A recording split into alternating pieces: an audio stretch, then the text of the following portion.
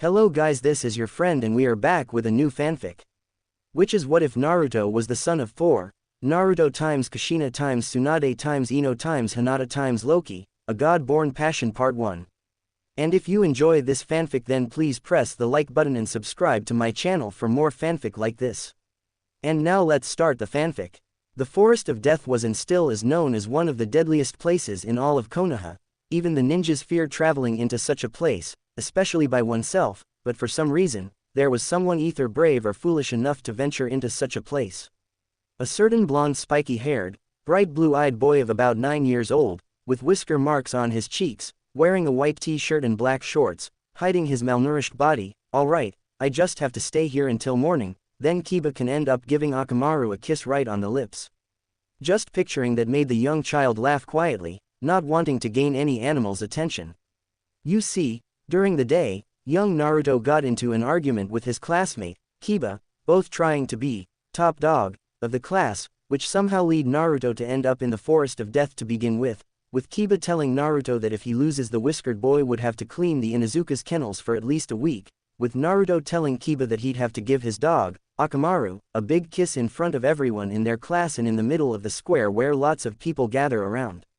At first, Kiba didn't want to follow that deal, but because of his male Inuzuka pride, he agreed to it wholeheartedly. And how will Naruto have proof? Because Kiba would be able to smell the Forest of Death on him, since his sister warned him not to go there. The stupid boy went there anyway. Luckily he didn't go into the forest because of the fence, but due to the smell of the forest he would never forget it, along with the scary noises inside the place, which caused the boy to turn tail and run. Which leads us to where Naruto was. Looking around, the boy continued to walk about in the forest. Luckily due to the Kyuubi no Kitsune being sealed inside him, not that he knows about it, some of the animals stayed away, the other animals didn't think much of him, thinking he didn't have enough meat on him. Soon Naruto came across a large root, thankfully it was just big enough for him to clamber over it. As soon as he got to the top he was slightly out of breath. Looking left, away from the tree, he saw quite a distance, lots of bushes, grass and patches of mud everywhere, but the moment he looked right, he came face to face with a giant centipede, hissing at him. The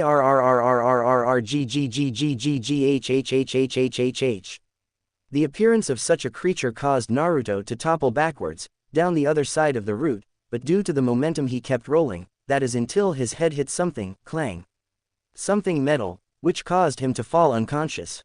The centipede on the other hand, was still at the top of the root, waiting for its possible prey to get up and run, but it didn't. Slowly, the creature made its way towards Naruto, moving in a circular pattern around Naruto, making sure that this wasn't a trick. The moment it felt that it was safe it started advancing. Vroom. That is until a sudden flash of light blinded the creature. Once the light stopped young Naruto was nowhere to be seen, not even the metal object. The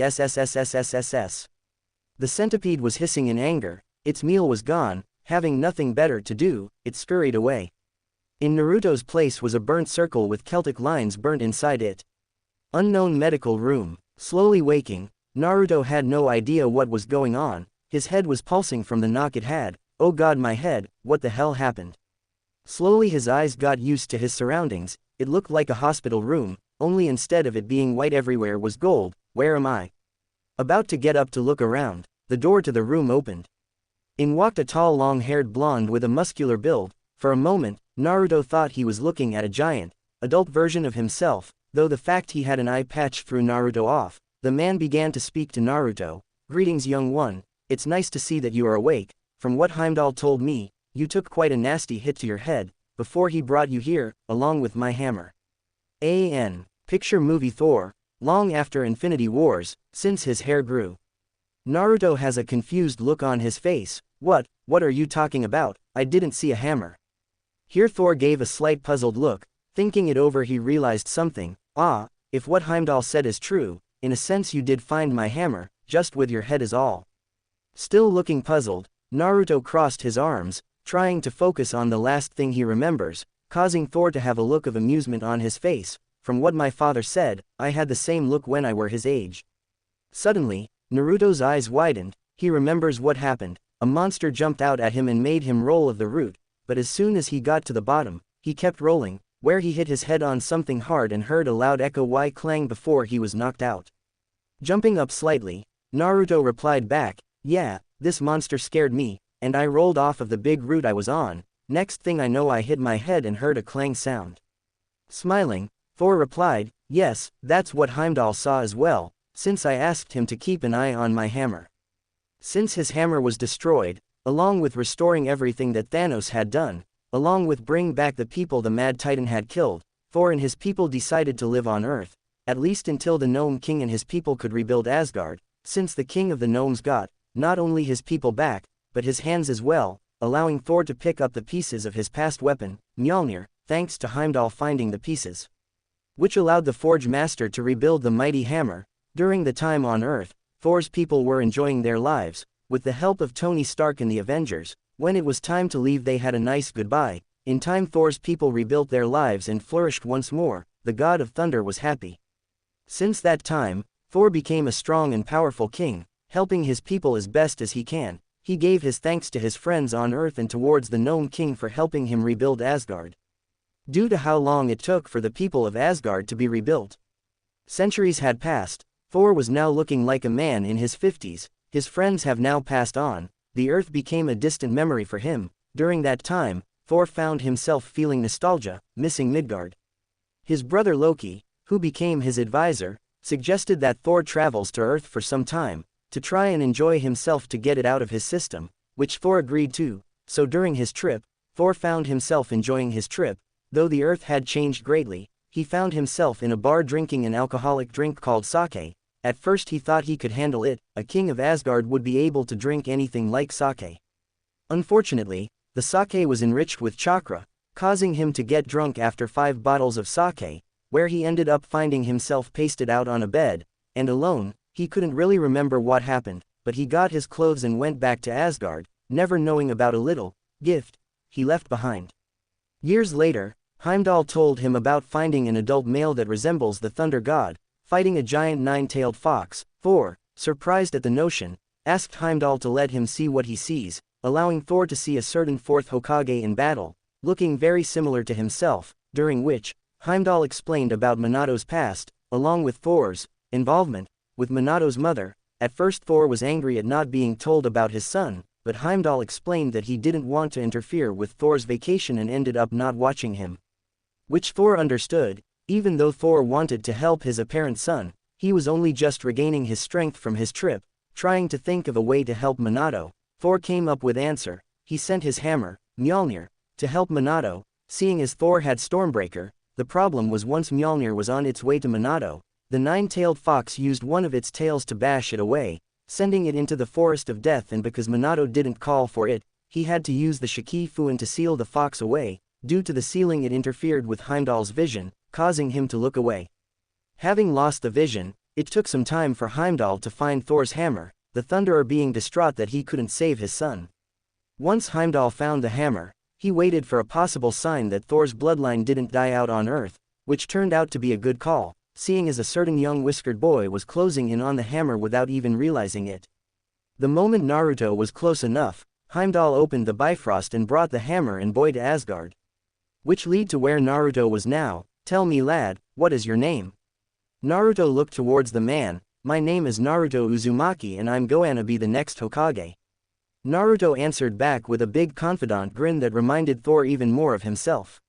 Smiling towards the boy, Thor began, "'Tis nice to meet you young Naruto, I am Thor, the god of thunder and king of Asgard." Having the same grin as Naruto, Naruto's eyes widened. He was talking to not only a king but a god as well. With a giant smile on his face, Naruto started jumping around in excitement, like any kid his age would, causing the king to laugh at his merriment. Now young Naruto, there is more I need to say. Gaining Naruto's attention, Thor began again, I'm not only just a god of thunder and a king, but it would seem I am also your grandfather as well. Hearing such a thing caused Naruto's mind to black out, which means lad, you are entitled to wield Mjolnir, but possibly rule Asgard one day. But with Mjolnir there is a catch, you have to be worthy to wield Mjolnir and only Mjolnir can decide it. Unfortunately, Naruto couldn't hear what Thor was saying, his mind at the moment shut down from information overload. Just as Thor got to the rule Asgard part, Naruto's eyes rolled into the back of his head falling back onto the pillow unconscious. Seeing this, Thor began to worry a little. that is until a voice spoke from behind him, "Well brother, it seems our young ward became overwhelmed by the information you just gave him." Turning around, Thor spotted his brother, Loki, standing at the door with his arms crossed, an amused smile on his face. You see, once everything was fixed, even Loki came back, where both stepbrothers mended their broken bonds and looked out for each other. It was a rocky road at first, but they managed to patch things up. Hearing his brother's words, Thor released a sigh. "I guess you're right brother, I was just overexcited to finally have a family, besides you, that I guess I wasn't thinking about Naruto's position on it." Loki walked up to his brother, placing a hand on his shoulder. "These things take time brother, after all, it took time for our bridge to be built back up, so let's let the boy rest." Moving towards the door, Loki waited for his brother, Stormbreaker on his back in a harness, poking out of the top of his cloak. Standing up, Thor tucked Naruto back into his bed, ruffling the boy's hair like his own father did for him. Looking towards his hip, where Mjolnir was hanging, Thor grabbed the hammer and looked towards Naruto. A smile appeared on his face. "In time, he will be ready for you, but for now, let's let him grow some more." Placing the hammer back on his hip, Thor makes his way to the trophy room, placing Mjolnir on a stand, his hand gliding over the leather of the mighty hammer, his memories of his many battles with his weapon before it was destroyed by his sister, Hela. Removing his hand, Thor left the room. He may be a god and a king, but even he can't escape the horrid work of ruling a kingdom. Once he and Loki had returned to the throne room, Thor looked over at his brother thoughtful. "You know brother, I don't know if I want to allow young Naruto to return back to where he had come from," he told Loki. Loki looks over at Thor as he knew his brother was worried about his grandson. For he had missed out on his only son, and when he learned of the man, he was too late to do anything for him. "I know brother, but there has to be someone out there worried about the boy," he told his brother. At this Thor nodded his head. He would have to go and meet with those people once Naruto has awoken once more. For they have a lot to talk about, and maybe just maybe he could stay for a little while and watch over the boy and train in as a warrior as he and his brother were trained by their father before them. "Send a message to Heimdall. I want him to let me know of anyone that seeks young Naruto," ordered Thor to one of the random guards of the Thorn Room. Konoha. Hiruzen Sarutobi, also known as the third Hokage of Konohagakure no Sato, also known as the village hidden in the leaf. Sarutobi sat at his office desk looking in his crystal ball for one person and one person alone. Uzumaki Naruto. The boy had been missing for over a week now, and no one had seen him since he had made his silly little bet with Kiba of the Inuzuka clan, the second child of Suna Inuzuka, who was furious with her son and his stupidity. He had sent out several teams of Anbu made up of Inuzukas and Hyugas along with others, and just teams up both said clans. But nothing was found in the forest of death, but a strange burnt circle made into a strange symbol. One that Sarutobi has never seen in his 70 years of life, and he had even sent a photo of it to Jiraiya, thinking it might even be a seal that he might not even know of. Hoping that his student might even know what it might be. But like the teams he had sent out, the crystal ball had found nothing. It was like Naruto had vanished from the face of the earth. Where could he be? Could have Danzo have kidnapped him? Will I have to kill him once and for all? He asked himself. Dog. Neko. Called the third Hokage. Two Anbu appeared before him as they knelt before their cage. The old man before them had appeared to age greatly since the son of their late leader had vanished. But neither know that Naruto was Minato's son. Exterminate the root, was all he said as the two Anbu stood up and looked long and hard at their leader and then at each other as they nodded their heads and vanished. They would need to gather their teams and get to work. I just pray to Kami Naruto he doesn't have you, prayed Sarutobi as he looked up to the heavens away from his crystal ball. Asgard. Heimdall opened his eyes as he heard the prayer for the young boy and moved his sight to the old man dressed in white and red robes. Tell Thor I have found one that seeks for the boy, he said as the guard took off running back to the palace. Naruto slowly awoke once more from his sleep. Man, I must have hid my head hurt then, I thought, he said to himself as he looked around the room he saw earlier. His eyes grew as it was clicking that this wasn't a dream.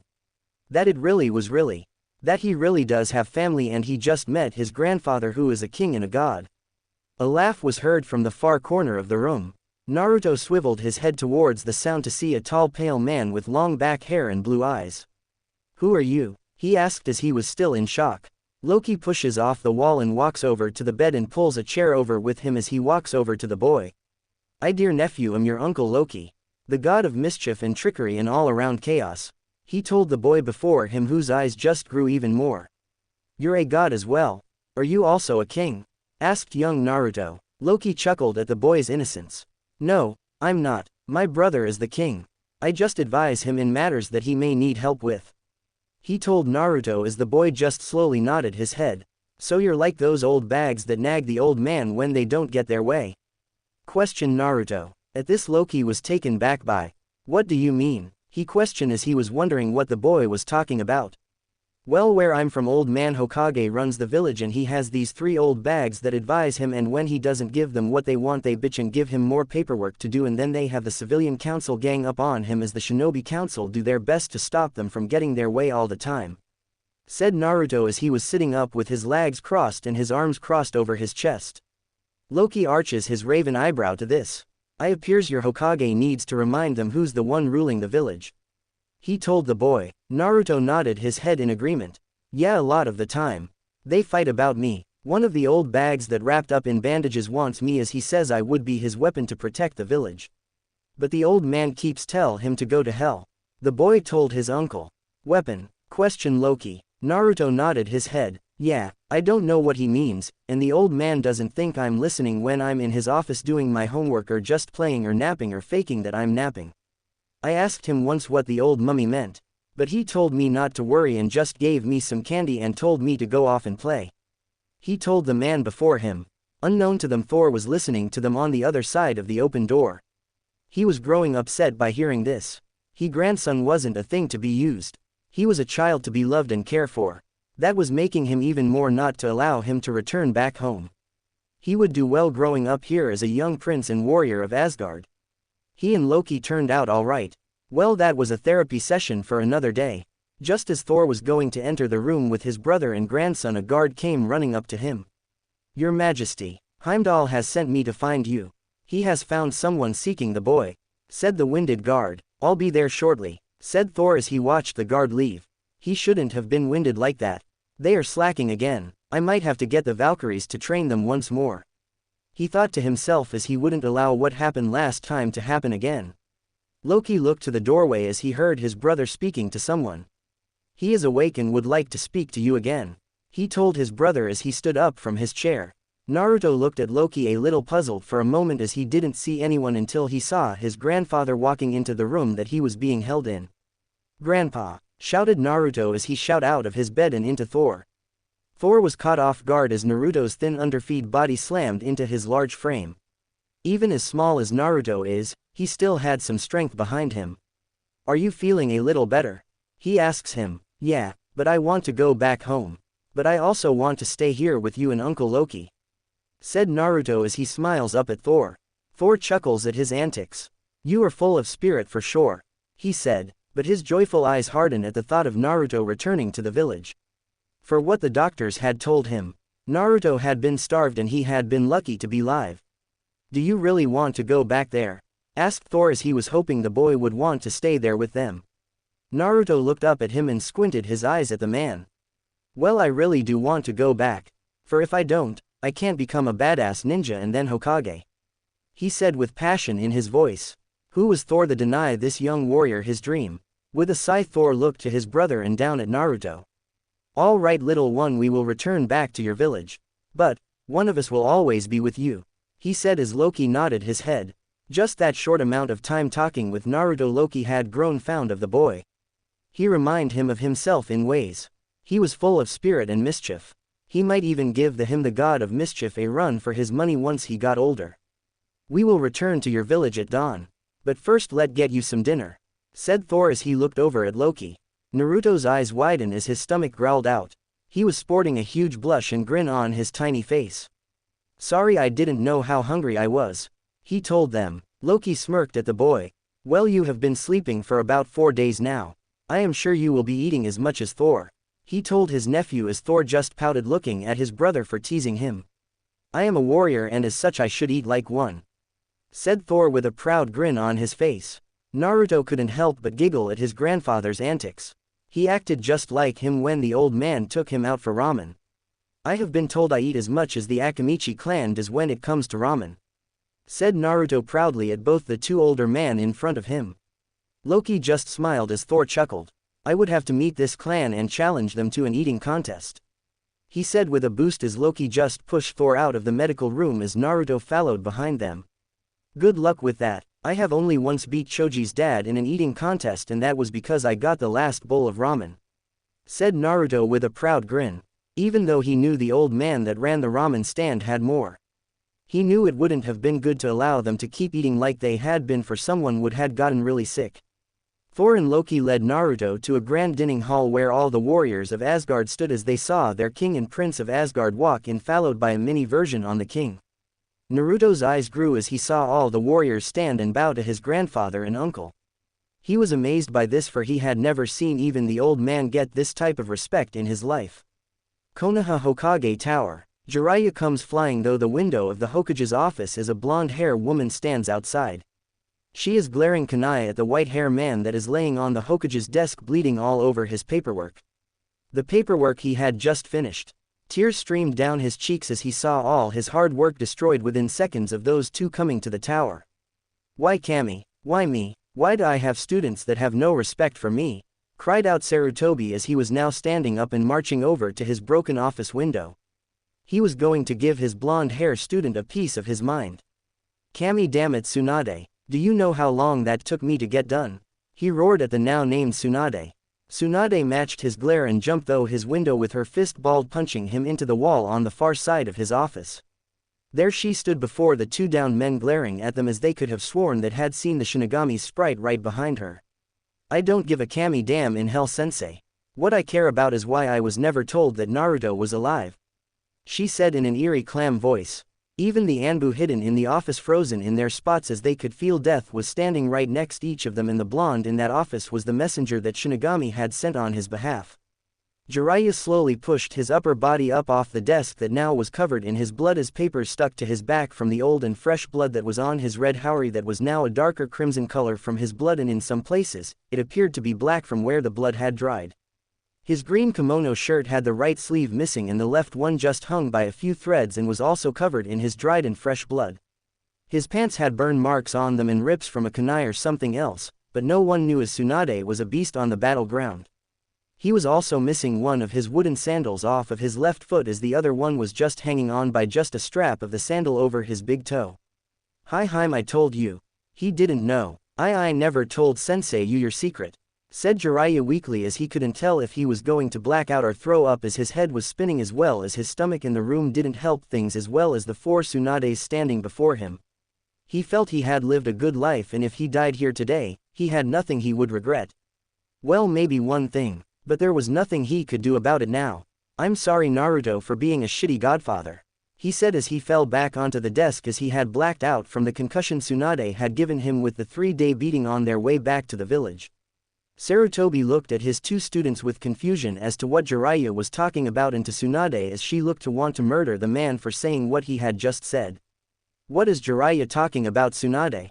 he questioned as two of his Anbu helped him out of the wall as Boar and Owl stood in front of them trying to protect their leader and comrades that are aiding the man at the moment. With a heavy sigh as tears welled up in her eyes, Tsunade looked at her old sensei. Her anger was fading and being replaced with grief for the loss of her family and being in this accursed village that had taken more from her than what it had ever given her in return. But this was the life of a shinobi, a life she had agreed to live. A life her ex-lover Don had given his life for.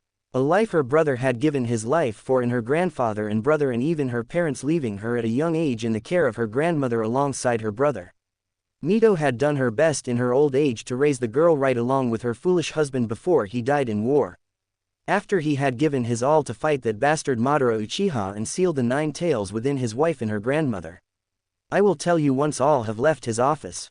For what I'm going to tell you, only one other person knows about. Not even Shizune knows about this, for she has done several things in the past to make me question my trust in her, and when Jiraiya had shown up, I knocked her out and left with him, said Tsunade as now the tears rolled down her cheeks. Unknown to them, someone was watching and listening to everything being said before this would need to be reported back to Thor. For it involved Naruto and maybe even Thor's son or daughter-in-law. With a nod of his head, Sarutobi had dismissed all his Anbu from his office and had done several hand signs as the office now glowed a royal blue before it faded away to a sliver. But this didn't stop Heimdall's all-seeing eye from seeing and hearing of what was going on. Now explain to me what is going on, and could you please heal Jiraiya before he bleeds out and dies? Asked Sarutobi as he looked with worried eyes to his two students. The one bleeding on his desk and the other one that had placed him in this state of being. Fine, said Tsunade with annoyance lacing her voice as she peeled the man off her sensei's desk and laid him on the couch and began healing him from all his injuries she had affected on him. After several minutes all his injuries and wounds had been healed and Jiraiya slept soundly on the couch without a worry in the world. Tsunade's honey brown eyes glared at her sensei after she had finished her task of healing her old teammate. Slowly she stood and walked over to one of the remaining chairs that hadn't been destroyed when she had entered the office and stood it back up and sat down. Outside the Hokage's office doors, Anbu held back all the Jonin and Chunin from rushing in to protect their Hokage from his attacker. They hadn't seen who had entered through the broken window but only felt the massive killer intent directed at their leader. Shikaku Jonin commander looked at Bor. What has happened and who was the one that broke into the Hokage's office? He ordered. Bor looked to the Jonin commander as Commander Dragon had appeared alongside him with Ibiki. All three men wanted answers. Lady Tsunade delivered Jiraiya of the Sannin though the window as she had beaten him something fierce. This beating was worse than the time she had caught him peeping on her at the hot spring. She had also punched the Lord Hokage yelling at him about lying to her about something. What I do not know. She is explaining to him right now. Why she is mad at him and Jiraiya both. But only Jiraiya has any notion to why she is so angry with Lord Hokage and the village. He told the three men before him as the others just paled and took a step back. Even if Tsunade is the weakest of the three Sannin, she was still a beast and none of them hoped to match her on the battleground, as she would murder them all and maybe for shits and giggles, she would save their lives just to do it all over again. That still does not explain her actions against our Hokage. She will have a lot to answer for once the seal on that door comes off.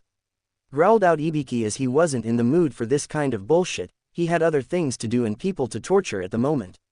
He didn't have time to deal with a woman having mood swings. Bad enough he has to deal with Anko when it's her times of the month and no one wants to deal with. Commander Dragon shook his head. I doubt that Lord Hokage will allow anyone to do anything to her. For she has her reason to be acting out like this.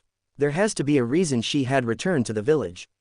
For I was there that day she left, and she told Lord Hokage it would be an act of kami to get her to come back to this accursed village. He told the other two men as he knew deep down in his bones that something massive is about to come out and rock the very roots of this village. Roots that have long rotted away and been replaced with nothing but malice and distrust. Something that would be making the woman's grandparents roll in their graves about. Troublesome, sighed Shikaku as he knew the Hokage would never allow any punishment before the woman locked in his office with him. He turned to all those in the hallways. Return to your post and homes. There is nothing here for you to see or hear. We three will handle things from here on out. He ordered as all the shinobi left as they didn't want to leave. But they didn't want to upset the Jonin commander or Commander Dragon or Ibiki, for these three men held a lot of power that when the Lord Hokage was away they could and would command the village and her troops in his place. Back inside the Hokage's office, Tsunade looked down at her hands as she thought about how to explain her deepest darkest secret and the one she had ever regretted every single day of her life. But the life she had lived so far wasn't one that was suited to raise a child or even dreaming about raising a child in her lifestyle. Or even with the person she has been traveling with. Could she ever trust her with this secret? No, she couldn't, not this one. For something in the back of her mind told her that if she had ever revived this secret to her, it would have been told to the wrong person. For in the past few years she has been placed in danger and had several run-ins with Root and IWA ninja alike. All wanting her to return with them or for the bounty that was placed on her from the past wars. Had she been betrayed several times by this woman? For each time this happened Shizune was never around to aid her teacher. But each time Kami had been with her and she had gotten away from them and would find her student in their shared hotel room or back in the bar she had been in just drinking or eating something. After I lost Dawn in the war, I was in a shithole bar where I met a strange man and we drank together, and one thing led to another. We got pretty trashed and the next morning I woke up in bed with him and we both were, and I quickly left as I never got his name and I didn't want him to wake up with me. If he knew who I saw, I didn't want him going around saying I was a notch on his belt. Well, several weeks later I discovered I was pregnant. I was pregnant with this mystery man's child. I had returned to that village, back to that shithole bar to see if I could find anything on that man. But the barmaid told me he had left shortly after I did. He didn't remember anything that happened the night before or even the woman he had taken to bed with him. How the woman told me. I just glared at her for that snide comment, making me sound like a common whore. With that I left the bar and traveled around for a while till the last 2 months, where I took refuge at one of the homes my family owns outside of Konoha, where Jiraiya had found me, for I had sent word for him to come and speak to me about something. I needed a friend at the time, and he was the only one I could think of. For I knew he would take whatever I told him, he would take it to the grave. It appears my trust in him wasn't misplaced, she told her sensei as she turned back to look at the sleeping man as Jiraiya groaned as he slowly moved in his sleep. He was sore from the beating he was dealt. Sarutobi sat there listening to her, his mind just racing, wondering what this had to do with had happened a week ago and why she was telling him this. Why she beat his other student. He just nodded his head as he just studied her more. I know you are wondering what this has to do with you calling back Jiraiya and why I'm here, said Tsunade as she turned her head back to look at her sensei before her. I am getting to that point, but I figure I best tell you the backstory to the start of it all, she told him as she let out a long sigh. Heimdall watched silently as he summoned a Valkyrie, this time to send a message to Thor, for she would be quicker than the previous guard was. When the time came, Jiraiya had helped me deliver my child, a boy with crystal blue eyes and golden blonde hair. I told Jiraiya I didn't need any more help and he went on his way. I spent 6 months with my son making sure he got what he needed from me in breast milk and all. Before I left him on the front steps on the orphanage early one morning before he was 7 months old, I left a note with his name and when he was born. I had made a birth certificate for him with mother's name blank and father's name unknown. I had named my son Minato Namikaze. I didn't want to give him my last name, nor did I want to put my name down on his birth certificate, for I had many after me, and if Danzo ever knew Minato was my son, he would have taken him and brainwashed him into his own little weapon, said Tsunade as she watched her sensei's facial expressions on the bomb she had just dropped on him. You're telling me that you are the mother of one Minato Namikaze? Questioned Sarutobi as he was shell-shocked by what he had been told. Yes, I was very grateful he had taken after his father. Of what I remember of the man, Minato was a mini version of him. I was also grateful that he didn't take after me in my bad habits of drinking and gabbling and just pretty much wasting my life away on my self-grief on losing all I ever had. That is why I didn't keep him sensei, for I wasn't fit to raise him whatsoever. How could I give him a life that he deserved? If I was able to find his father, I would have given him the boy to raise. He might have given him a good life, or it could have been worse than living in the orphanage that he was left at, said Tsunade. Asgard. Heimdall summoned a Valkyrie. You summon me, Lord Heimdall? Questioned a woman with long crimson hair. Heimdall's amber eyes looked to the crimson hair woman. Tell Thor I have found the mother of his son, the grandmother of his grandson, he told he woman as she nodded her head and left his chambers and walked to the Rainbow Bridge where her winged horse awaited its mistress to return. Flying to the palace gates, she landed her winged horse as she rushed into the palace as she made her way to the grand dining hall where Thor and Loki with young Naruto dined. She pushed the grand doors open as all eyes turned her way. Thor stood up as Loki looked towards the crimson hair woman. Your Majesty, I have word from Heimdall, said the crimson hair woman. What word does he send? Asked Thor as he looked worried. He has found the mother of your son, said the crimson hair woman as Thor stood up tall. His eyes had hardened at hearing this. The mystery woman he had spent that night with had come out of the shadows and had made herself known. But how, was the thought that was racing through his mind. Thank you, let Heimdall know we will be there shortly to be transported to meet with her, said Loki as he looked at Naruto, who was busy eating his dinner as he was starving and didn't care what was going on. He would let the adults handle whatever it was going on. With that said, the crimson hair woman nodded her head and bowed to both her king and prince and left the palace quickly to relay the message back to Heimdall. Hokage Tower, why didn't you feel you could entrust me with this? Asked Sarutobi as he felt hurt and a little betrayed by his only female student for having so little trust in him. She looked up at him with grief in her eyes. At the time, I didn't know who I could trust. There was so much going on and Danzo was moving in the light of day with his root program. I feared if I told you, you might have placed my son in his program in a twisted way to protect him. She told him all honestly. He sighed and looked down at his desk with shame and guilt. To be honest, he might have done that, or he would have made it known that the boy was the prince of Konoha, something that would have been very foolish and prideful on his part. showing that the Senju line was still gone strong in the village and it didn't end with Tsunade. He had one question though. "Tsunade, where did you come up with the name Namikaze?" he asked her as he couldn't remember a clan with that surname. She looked up at him a little surprised. That was the one thing he was hung up on. Of all things to be wondering about. He was wondering about Minato's surname. "It was my great-grandmother's clan name. Before the clan pretty much fell during the First Shinobi War. But I have heard there are a few surviving members still left in Kumo. But I haven't made my way there yet to find out," she told him. He had the look of shock and wonder. Did Minato fight his own clan's men in the Third Shinobi War without knowing it? What a horrifying thought to have. Asgard, Thor, Loki, and Naruto walk up to where Heimdall stands guard with his ever-watchful eyes on the Rainbow Bridge. "You called for me, Heimdall," called Thor from the doorway as they walk in. Never looking away from the two people talking in the Hokage's office, Heimdall speaks. "Yes, I did call for you.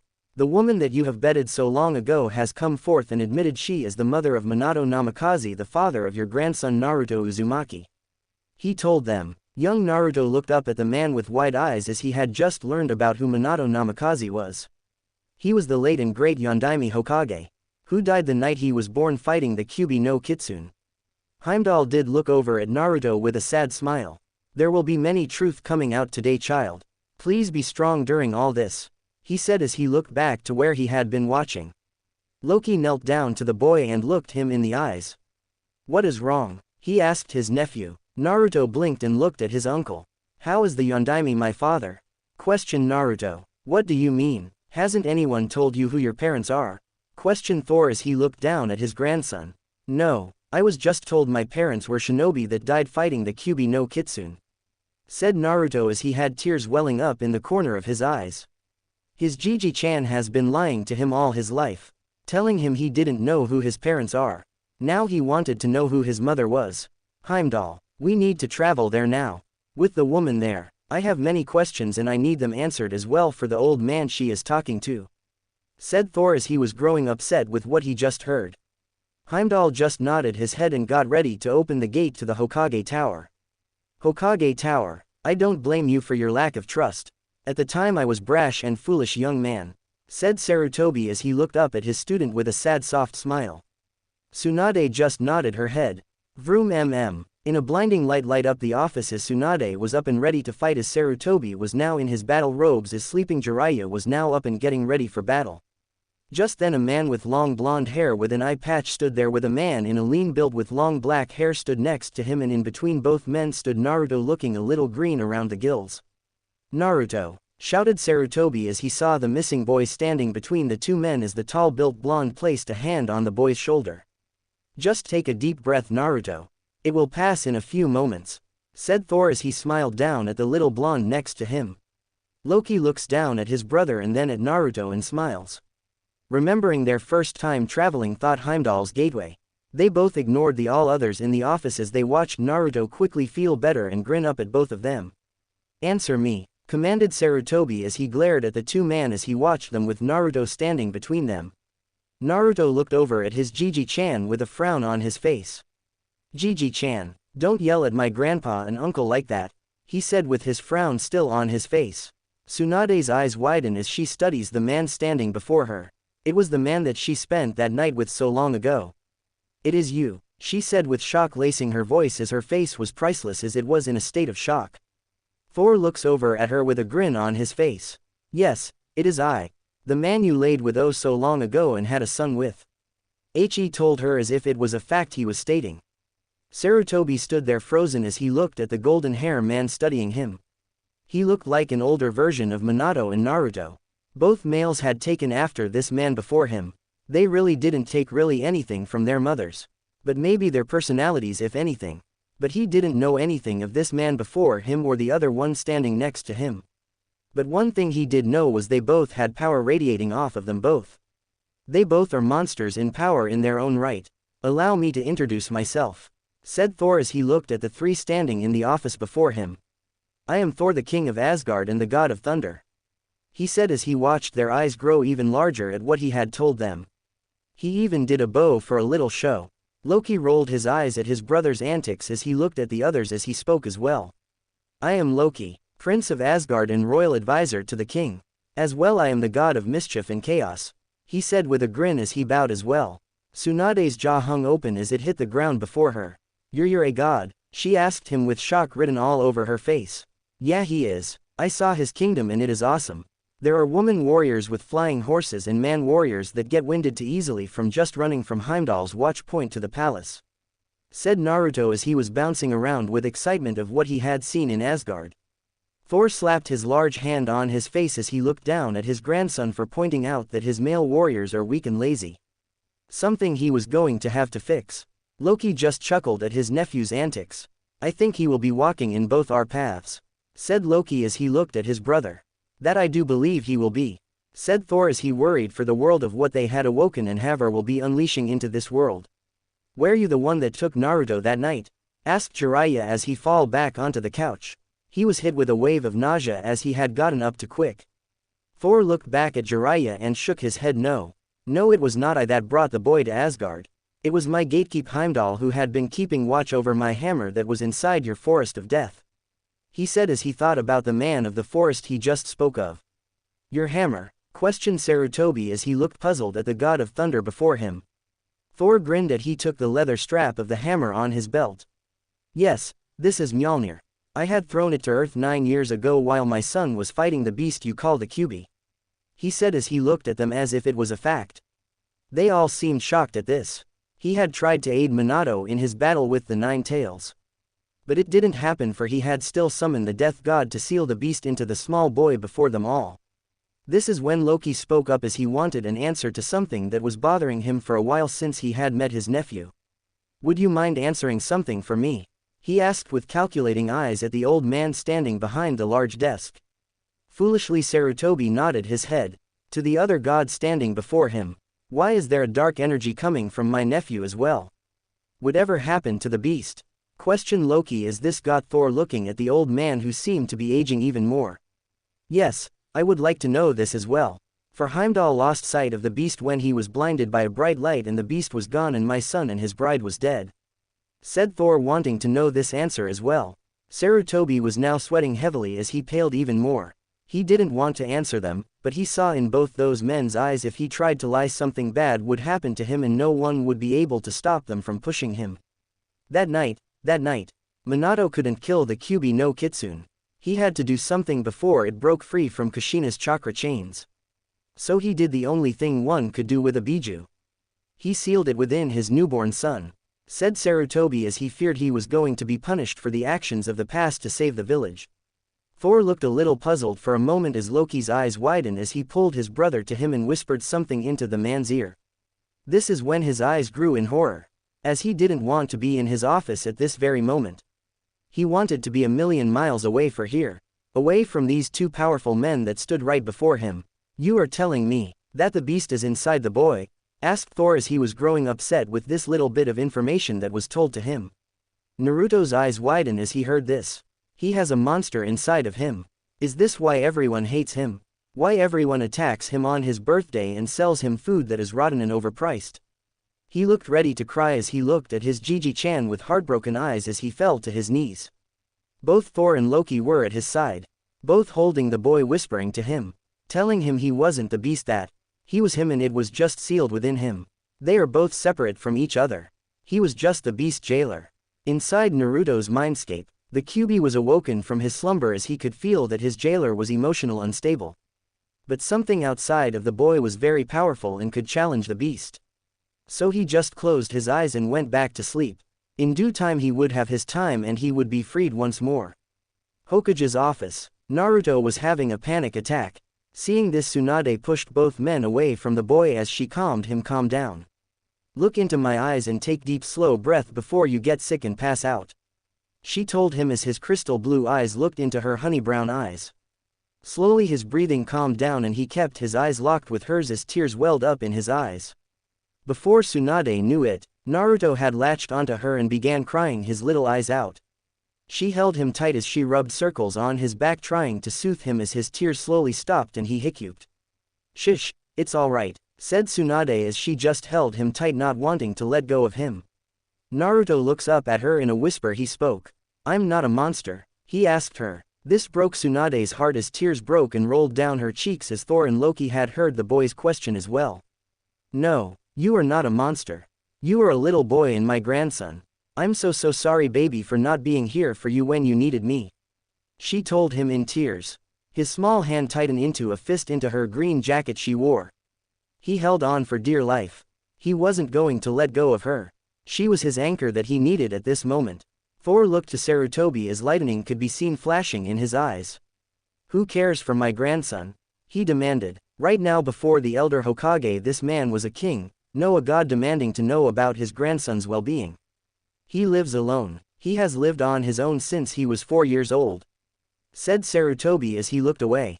He couldn't make eye contact with the man before him as the man with raven hair eyes widen a fraction.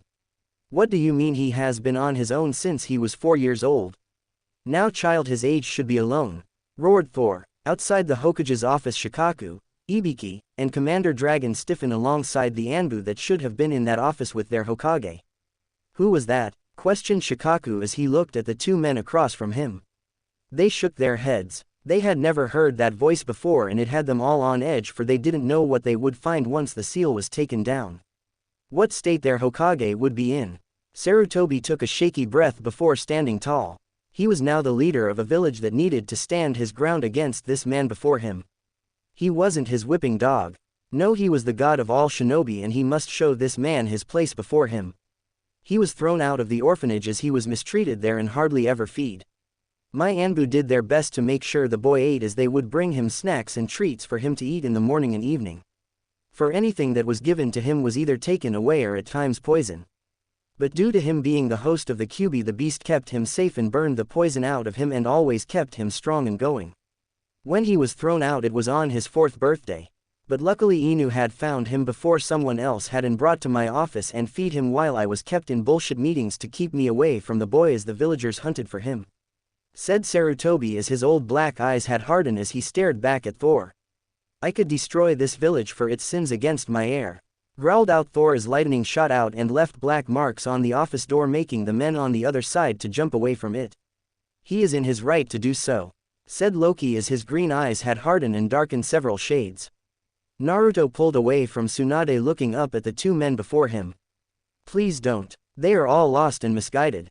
They all hurt for they lost someone they loved the night I was born. Just like me. I don't hate them, pleaded Naruto for those in the village. For the foolish villagers and shinobi that had attacked him in the past. It still doesn't make their actions against you right. Growled Thor as his emotions were slowly getting the better of him. Loki closed his eyes and placed a hand on his brother's shoulder. Thor looks over at his brother and saw him shake his head no. It wouldn't right anything by killing all those who had wronged his grandson for those who are innocent would be caught in the crossfire and it wouldn't make him any better of their sister and her actions against them so long ago. Thor could read his brother's thoughts and let out a sigh.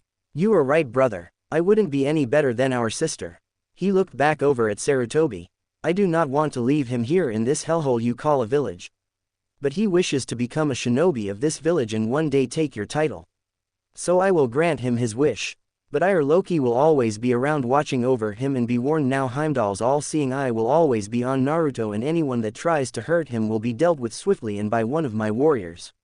Your laws will be damned. He told the elder Hokage. He is under my clan's protection as he is the only male heir of the Senju and Uzumaki clan alive. Said Tsunade as she stood holding Naruto in her arms as she stood to Thor's right as Loki was on his left. With a heavy and tired sigh. Fine, I don't give a damn. Their souls be damned, said Sarutobi as he knew he couldn't do nothing. For the village princess was pissed off and now he has two gods in his office that he couldn't do nothing about. So screw it, let them run wild. He was done with them all. Like the old saying goes, you reap what you sow. And many had sown their own grave. Are we done here? Asked Tsunade as Jiraiya had looked like he had a heart attack on the couch from the display of power from the blonde hair man and the raven hair man is still an unknown with his power. Yes, said Sarutobi as he dropped the seal around his office unsealing his office as three men fell into his office seeing an older version of Minato standing next to Tsunade and a raven hair man next to him and the missing Naruto in her arms. Loki arched a raven eyebrow at the three men laying on the floor. As he looked back at the Hokage for answers. Stand down Shikaku Nara, Commander Dragon, and Ibiki Morino. said Sarutobi as he saw his 3 commanders on the floor of his office. Ibiki stood up quickly looking at the 2 men, his black eyes studying them. Lord Hokage, is everything alright in here?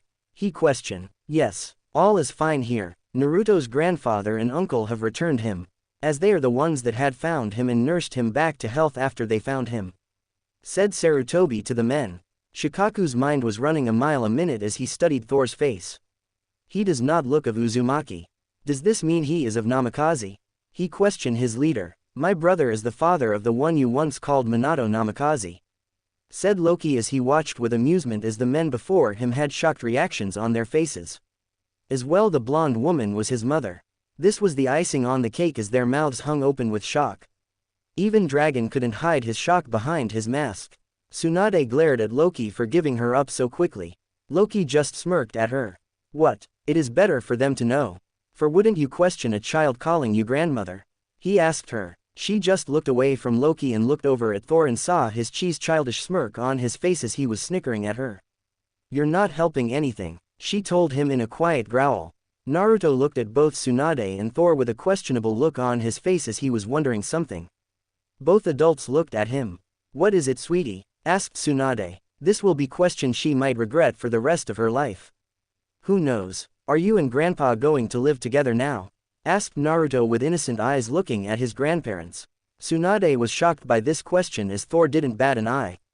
I am not sure, but I need to buy us a house here, and if your grandmother wishes she can move in to aid in raising you, he said as he looked at Tsunade. Tsunade let out a sigh. Don't waste your gold. I have my family clan home and both you and your brother are welcome to stay there. For that is where Naruto will be living in the display I saw here today. I know you two are not going anywhere and are going to be a big part of his life from here on out, she said as her life had been turned upside down and she was back in the village that hasn't given her nothing. Well, now it has given her something. Maybe it would be worth it. Just maybe, she thought. Thor grinned as Loki just smiled. You honor us with your kindness, Lady Tsunade, said Loki with a pleasant smile on his face.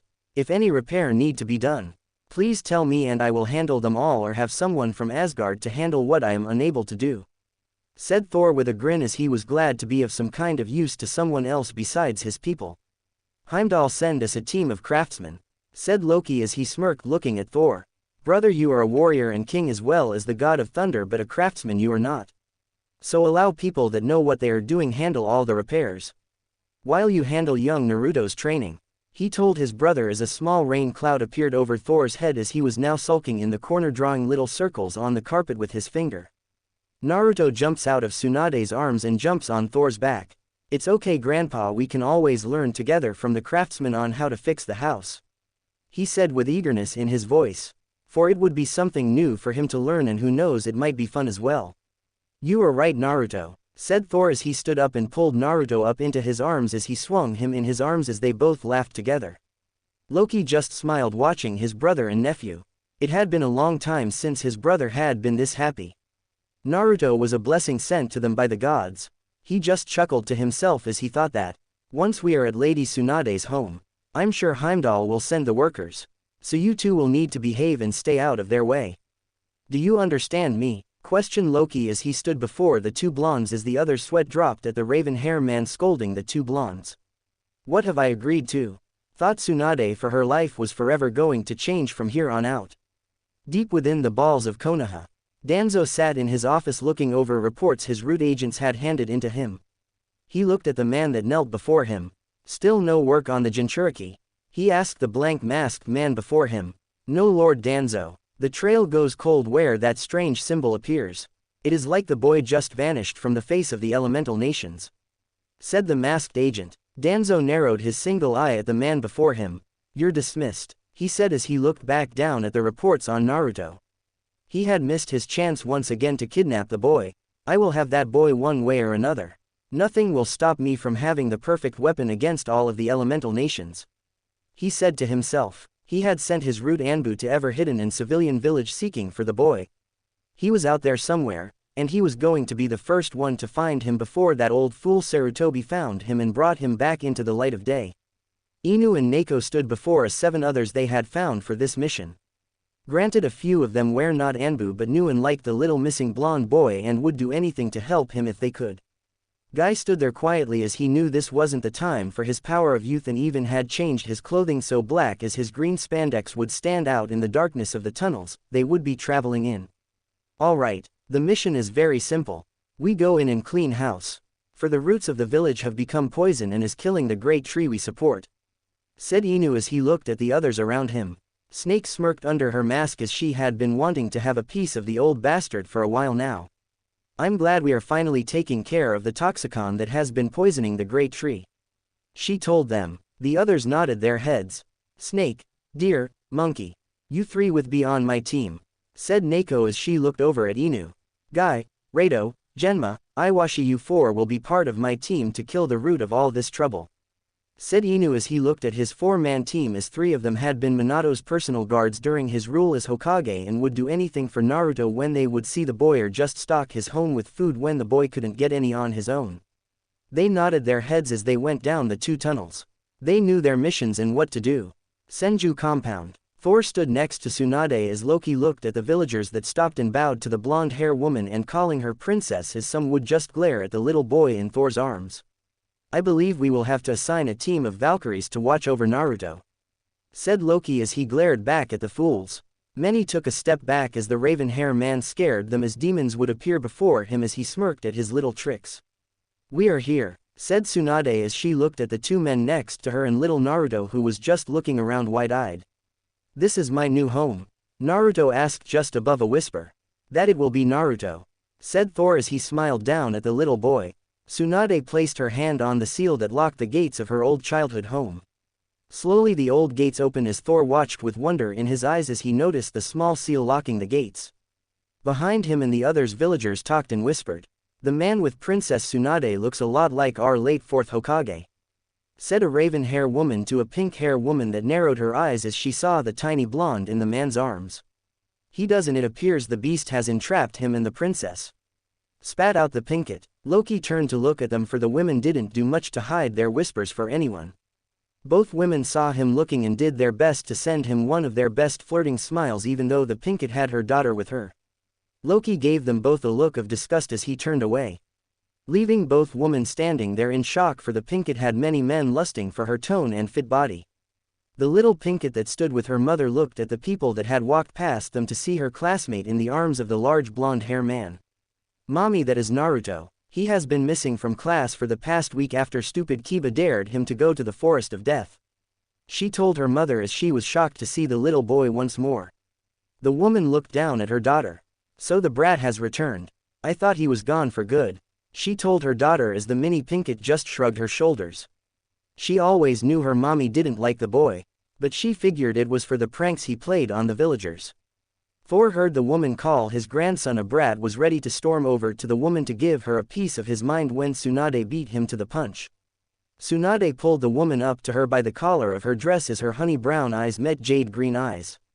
You will not be disrespecting the Senju and Uzumaki heir, she growled out in an eerie calm voice that froze the pinkett's blood.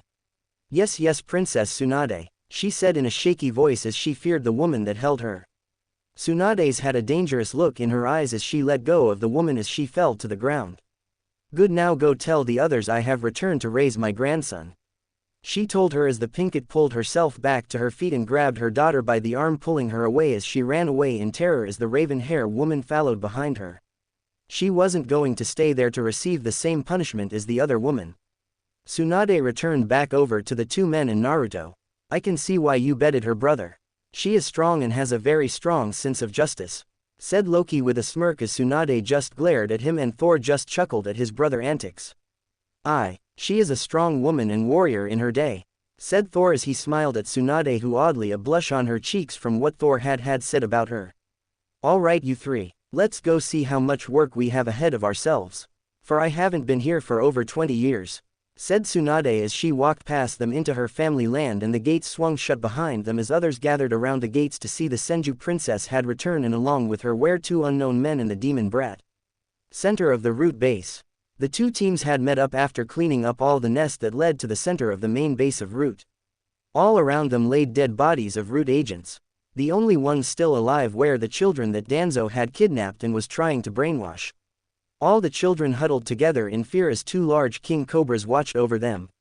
They knew not to kill the children but to keep them together until they had taken care of the bastard that had taken them from their families. In another group was all teenagers that were set to be marked as Root Anbu but still hadn't taken their final exam, for Danzo had pushed it off until they had found the boy. Two large snakes kept an eye on them as their bodies had been wrapped around the group. The teens had passed out from fear. "Snake, keep an eye on your pets as we go for the head," ordered Neko, as she knew Snake would protect the children from any Root Anbu they might have missed or were not in there during the attack.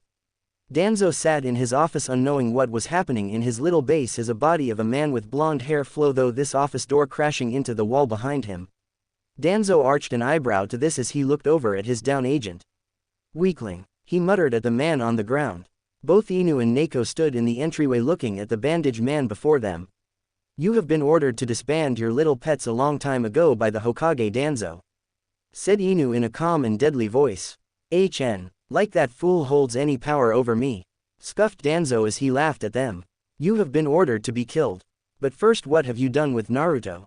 demanded Neko as she wanted to know where the little boy was. She feared for his safety. Heimdall stood watching this event play out as he heard the team speak of Thor's grandson. He wanted to know what they were up to. His all-seeing eyes widened as these people believed the man before them had kidnapped the young prince. "Valkyrie," said Heimdall as a woman with crimson hair appeared next to him once again. "Yes, Heimdall," she asked as she wanted to know why the Gate Guardian was summoning her now. "I am going to be sending you to Earth to deliver a man to Thor and Loki," said Heimdall. She nodded her head. "Who is my target?" she asked him. He looked to her. "One named Danzo Shimaru," he told her as she nodded her head and was gone in a golden light. Vroom. There before the two teams stood a woman with long crimson hair dressed in a white skirt and top and silver boots going to her knees. Her back to them as she glared at the mummy of a man that stood before her. "You Danzo Shimaru are to go meet with my king for transgressions against our king's grandson," she told him as she grabbed hold of him, and they vanished in a golden light. Outside of Senju compound, "Vroom" was heard as Thor and Loki stood at the open front door as they were going into the large home. Both men turned around to see the Valkyrie from earlier standing there before them with a man in her custody. "What is the meaning of this?" demanded Thor as he wanted to know what was happening. "My king, Heimdall has sent me to fetch this man to have you pass judgment on his actions against the young prince," said the crimson hair woman. Tsunade heard the woman's voice and came out of the house as Naruto followed behind her. "What is going on here?" she demanded as she stopped dead in her tracks as she saw the woman holding Danzo as her prisoner. She didn't give a damn about the man before her but the woman that stood there. "Kushina-chan?" questioned Tsunade as she was shocked to see Naruto's mother dressed in strange clothing and alive. The crimson hair woman looked at the blonde with confusion at first until she got a better look. "Tsunade-ne-chan," said the now named Kushina as she was shocked to see her cousin before her. Thor and Loki watched the two before them. It appears the woman's soul was pure and a true warrior to the very end of her life. She didn't go to the world of Kami, but she went to Valhalla, to the land of valiant heroes of all time and worlds. Naruto walked up to the woman and pulled on Tsunade's jacket. "Grandma, do you know the pretty lady?" asked Naruto as he looked at both women as they both looked down at him. "Oh Naruto sweetie," said Tsunade as she saw Kushina's eyes widen with tears. Naruto?" questioned Kushina with a trembling voice. He looked up into her beautiful violet eyes. "Yeah, that is my name," he said with a small shy smile. "Oh baby," she said in a whisper. She looked over at Thor and Loki with pleading eyes. The eyes of a mother wanting to hug her son for the very first time since she had moved between worlds. Thor nodded his head. She had been one of his strongest Valkyries to date and has beaten many of his berserks. Naruto turned to look at his grandfather and uncle with question and wonder in his eyes. Kushina smiled as she got the permission she so desperately wanted from her king. Kneeling down onto one knee, she smiled at Naruto as he turned to look back at her. "I was your mommy when I was alive," she told him as his eyes widened as he couldn't believe that he had already spoken to his mother once before and now he just found out this was his mommy. "Mommy?" asked Naruto as he didn't know what to do. "Yes, baby," she said as she pulled into her arms and held him for a while. Naruto began to cry as he didn't know how to feel about meeting his mommy, or was he meeting her spirit? He didn't know. Tsunade snapped to her sentences as she looked at Kushina with shock. How are you even alive or even here for that matter? She asked. That is easy to explain, said Loki as he looked at Tsunade. She died in battle. Valiant warrior's death, sending her to Valhalla, the resting place of all warriors who have died with honor. From there her soul was selected to become one of the Valkyries of Asgard to protect and serve in times of peace and war. He told her as she just dumbly nodded her head. This had made her wonder who else that she knew could have made to this place called Valhalla. During this time Danzo thought it would be in his best interest if he tried to get away from Kushina and the demon brat, as he needed to regroup and see if any of his agents had made it out alive. Before he could make a move, Thor and Loki were standing right next to him. It appears someone has seen you do something against Naruto and now you must pay for it, said Loki with a wicked grin on his face. Just then the Inu and Neko appear with their team in front of Thor and Loki as they look at the two strange men holding onto Danzo. Get them off of me, you fools. I am a village elder and you must listen to me, commanded Danzo as he was fearing for his life with these two men before him. Danzo, you have been ordered to death. It will be served out by either our hands or theirs, said Inu as he glared at the bandaged old man before him. Whose orders have this been ordered on? Demanded Danzo as he was now growling. Inu smirked under his mask as he looked at the man. On the orders of Lord Third Hokage, as this was marked as a Black Scroll mission, he said as the amusement could be heard in his voice as he spoke to the ex-elder and commander of Root. Thor grinned as this man was given to him as a gift. Well then, if you are ordered for death, then we shall make it quick, he said as Loki looked at his brother with a smirk. That they have, brother, said Loki as his emerald green eyes darkened. What has this man done to my nephew? He asked Inu as he wanted a suiting punishment for the man. He has been trying to kidnap the boy since he was newly born, as he found out Naruto was the holder of the strongest of tailed beast and wanted to brainwash him into becoming his personal weapon to use as he saw fit. As well, he was one of the few people who was behind the information leak about what the boy had sealed within him, said Inu as his mismatched eyes turned to gaze at Danzo as the old man just glared harder. The others of his team never looking the old man in the eyes, for they always felt something was off about him. Loki nodded his head to this. Thor's grip tightened on the old man's shoulder as he was ready to send a surge of lighting, though the man's body as light and danced around his eye to his eye patch. Then I shall end him with Stormbreaker, said Thor as his battleaxe appeared into his hand from his back. Naruto watched all wide-eyed as Tsunade grabbed him from Kushina and moved inside her home, for she didn't want to taint his young and pure soul with seeing the man's death. Kushina moved out of the shadows to where the Anbu and Jonin saw her. They all froze at the sight of the late Red Death that stood before them. They quickly fell to one knee. Lady Kushina, they said, bowing their heads to her. Rise. I am not the same Kushina that once walked in this village and fought alongside each of you. I am one of King Thor's nameless Valkyries. I am only here to serve him, as he is the god of thunder and the son of Odin, as his brother is Prince Loki and god of mischief and chaos and son of Odin, said Kushina as she took on a whole new personality before the shinobi she once served with and trained.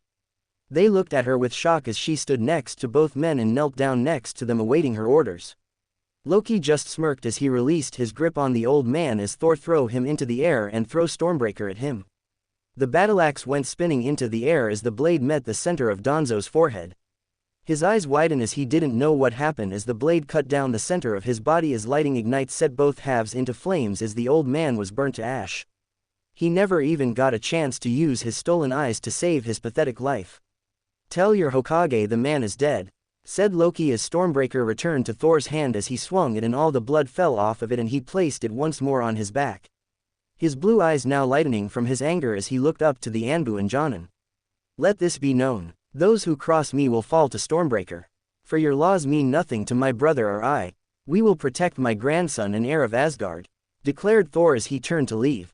Loki smirked and looked down at Kushina. Return to Asgard and being to be training the berserkers. They have grown too lazy in these times of peace, he told her as she stood once more and nodded her head. Vroom. She was gone in a sliver light as a Celtic symbol was left behind. Loki looked over at the others. You are now dismissed, for we are retiring for the evening, he told them as he turned to leave them as well. Hokage's office. Sarutobi had watched everything though his crystal ball. He was horrified to see Kushina. He knew once she was able to move around freely in the village he was as good as a goner, as well as Jiraiya, as they both watched in fear and horror of the power of Thor. But Loki still remained an unknown with his power. Thor is proving to as if not more powerful than any of the Bijus, and if Naruto does take after him, Jiraiya trailed off as nothing would be able to stop the boy. Now with Tsunade by his side he was only going to get stronger. Yes, it does appear that way. But the one that still leaves me wondering how powerful he is his brother Loki, for he hasn't shown any of his abilities to anyone just yet. Said Sarutobi as he didn't know how to feel about anything anymore. On the bright side, Root was gone and Danzo was dead. But he did sigh though. He would have to hold a council meeting soon to inform the others of Danzo's untimely death. All will be as if he had died of a heart attack. No one ever the wiser. Those of his Root that posed as civilians, they will find out in time who is missing and who was tried to the old war hawk. But for now he waited his team he had sent to take care of the poison in the roots. Next day, Naruto was up bright and early. He was excited to go back to the academy and tell his friends about meeting his grandparents and uncle. But Tsunade did tell him not to speak about meeting his mother. For that would bring up too many questions and he wouldn't be able to answer them at all. To this is agreed to. For he was still trying to process meeting her as well. Grandma, Grandpa, Uncle Loki, come on, I'm going to be late for school. Whined Naruto as he did want to try his best now as he had a lot to live up to and didn't want to be seen as the dead last anymore by any of his peers. Not so loud, Naru-chan, said Tsunade as her head was aching for being up half the night drinking with Thor as Loki was looking over the compound to see what would need to be fixed. To his surprise, the roof needed a little repair and the grounds tended to. But other than that, the place was in suitable shape to be lived in. But Ba-chan, whined Naruto as he was now standing before her with an adorable little pout of his little face. Thor just laughed as he walked out of the bedroom he had spent the night in. Naruto arched a brow at him. Why are you in Grandma's room? He asked. Loki came up from behind Naruto and swept him up. That is a question for when you are much older, he told him as the other two blushed. Well, mostly Tsunade blushed as Thor just had a cheesy grin on his face. Come on, let's go, said Tsunade, pulling herself together. She will return to her thoughts of last night later. At a much later time. As they walked thought the village. Villagers and shinobi alike watched them as some bowed and a few ran for their lives as they had been part of hunting parties in the past for the blonde-haired little boy. It appears news spread like wildfire here, said Loki as he looked over at Tsunade. She let out a sigh. Yes, it does. Just tell the right hens and all of the village will know before dawn of what is going on within the village walls. She told him. Ino is the gossip princess of the academy, said Naruto as he remembered the teal-eyed blonde-haired girl that knew pretty much everything about everyone that was in the academy. But the only one she could learn more about was always Naruto, as he was a puzzle to her. He had her clansman hair color but for his blue eyes, as everyone pretty much had teal or green eyes in her clan but for her mother who had brown eyes. Is she your girlfriend? Questioned Thor as he smirked at his grandson. Naruto turned beet red as he shook his head violently. No, Ino doesn't like me. She is a Sasuke fangirl, he said as he turned away to look at anything but his grandparents and uncle. Give her time, it will pass, said Tsunade as she remembered the fangirls boys growing up. Some never changed as other did. Some had said they could mark Jiraiya as a fanboy for Tsunade as when they were growing up, he did everything under the sun to get a date with her. But the only thing he never tried was being a true gentleman and just asking her nicely with a flower or something. Maybe then he would have had a chance. But looking over at Thor, she was glad the white-haired man was always a pig. They had arrived at the academy a little early as all the kids played outside. Come on, I want to show you my classroom and maybe Iruka-sensei and Mizuki-sensei maybe in there and you can meet them too, said Naruto as he was bouncing off the hallway walls. He is full of energy, said Thor as he chuckled. Yes, just like you as a child, said Loki as he laughed at the memory of his brother growing up. Thor grinned as Tsunade had a fond smile of the memories of Kushina being so full of energy and what she saw of Minato as he grew up always so calm and happy. Even though he was an orphan and his mother was a coward to keep him and raise him like she should have. A single tear rolled down her cheek as Thor saw this and placed a hand on her right shoulder as his left hand wiped away her tear. You get a second chance this time around with our grandson. We both do, said Thor as he smiled softly at her. She smiled back at him as she nodded her head. Yes, a second chance that Kami has granted this fool, she told him as Thor just chuckled. They walked down the hallway and up a set of stairs to the second floor to room 204. There Naruto stood just looking at the door. He felt nervous after he had been gone for so long, and now that he is back his whole life has changed. He now had family. He was no longer alone and knew his parents loved and cared for him before they died. "What's the matter?" questioned Loki as he looked down at his nephew. Naruto looked up at him with one of his fake smiles. "Nothing, just a little nervous," he told his uncle. Loki frowned at seeing the boy so young to wear a mask. This was something they would all have to work on, as it wasn't befitting the young boy and he was to grow to become a leader. He needed to feel strong within himself and those around him. Thor and Tsunade also saw the smile and both felt unsettled by it as well.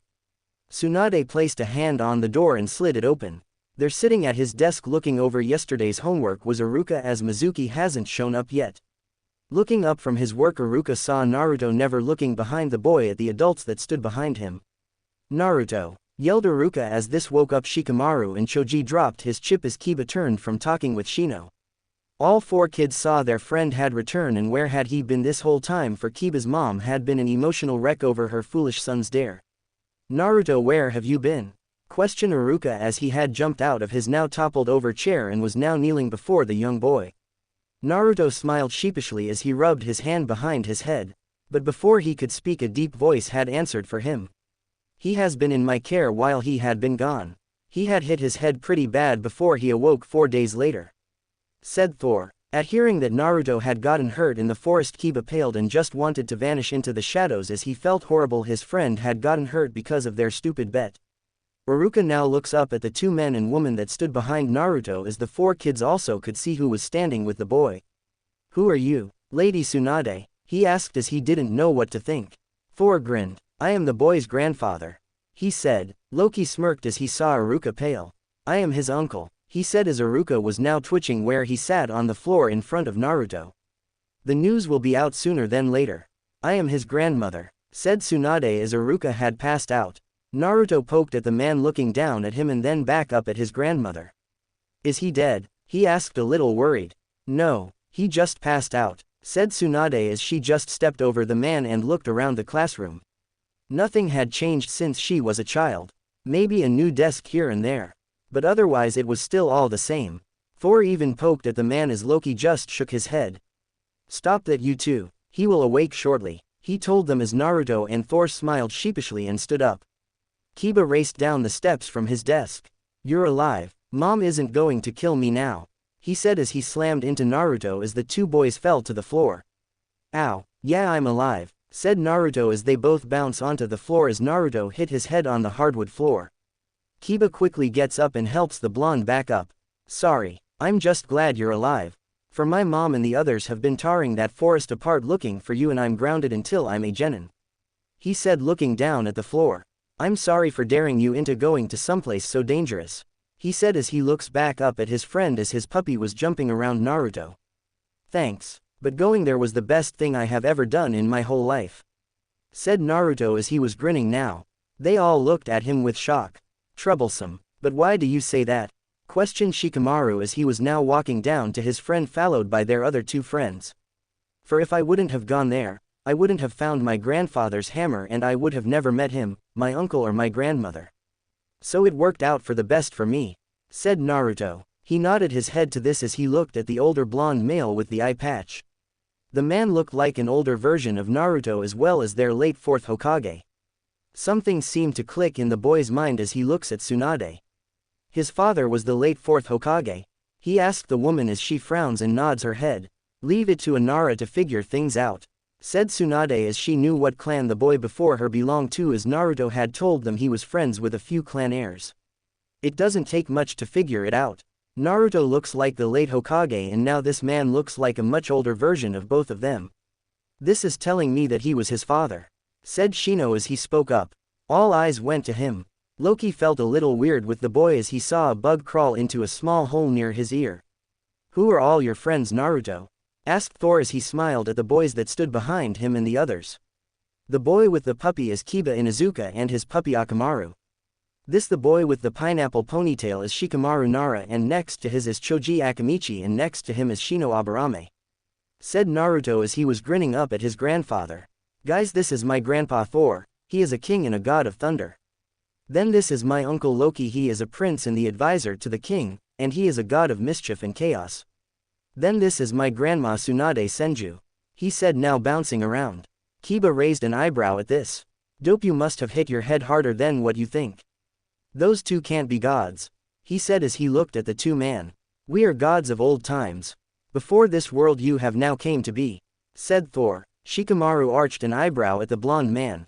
Could you bring scrolls about your old world for us to learn about? He asked. That would be a grand idea. For Naruto needs to learn about his family roots, said Thor. Loki smirked as he looked at the little Nara. Naruto has done well in putting his trust in this boy, he thought to himself as Shikamaru reminded him of himself in some ways. Just then they heard a groan from behind them as Iruka was slowly waking up as he slowly sat up. What happened? Why am I on the floor? He questioned nobody as he opened his eyes to see Naruto and the two men next to him as Tsunade was sitting at his desk looking over what Naruto had missed, for Iruka had a file on his desk with Naruto's name on it for all the homework of the past week and anything else he had missed before he vanished. Is this what they are learning? Questioned Tsunade as she arched an eyebrow at all this BS that is being taught to the future shinobi. Iruka's head snapped over to the female voice and saw Tsunade glaring at him as she held up the homework. He dumbly nods his head to answer her question. When did this change happen? Asked Tsunade as her honey brown eyes hardened and took on an icy tone to them. After the death of the fourth Hokage, the civilian council with the help of Elder Danzo changed the Shinobi Academy over and made it more suitable for civilian children could become shinobi. Said Iruka as he was against all the changes when he became a teacher. For he was unsure if this was really helping them. You must be joking. This is all pointless. You spend more time in books than having them training and learn jutsus. This will only help them so far. But out in the field this wouldn't do nothing for them, growled out Tsunade as she stood up, slamming the papers back onto the desk. I understand they do need to learn how to read and write in math and science and history. But they also need hands-on field training. By the looks of it you only spend the third and fourth year learning jutsu and survival training.